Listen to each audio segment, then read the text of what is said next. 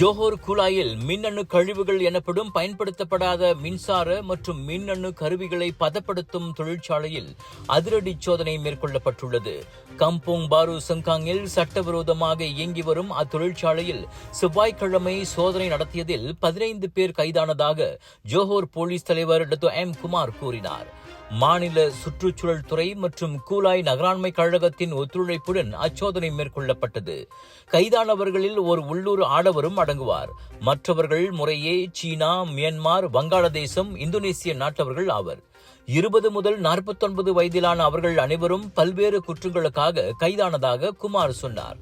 இதில் மொத்தமாக 43 million ringgit மதிப்புள்ள பொருட்களும் பறிமுதல் செய்யப்பட்டன.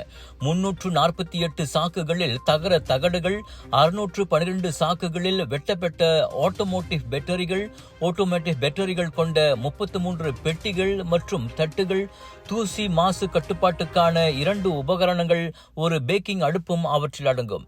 இது தவிர மின்சார உபரி பாகங்களின் கழிவுகள், பேட்டரி தண்ணீர் டாங்கிகள், மின் கழிவுகள், பேட்டரி தண்ணீர், மற்றும் மின் கழிவுகளை பதப்படுத்தும் கருவிகளும் பறிமுதல் செய்யப்பட்டன. அவை அனைத்தும் மேல் விசாரணைக்காக சுற்றுச்சூழல் துறையிடம் ஒப்படைக்கப்பட்டுள்ளன. விலையோ மலிவு, செலவோ குறைவு, தரமோ உயர்வு, மனமோ நிறைவு. மக்களின் தேர்வு என்ரிகோஸ் முழு ஆடை சத்துள்ள பால்மாவு.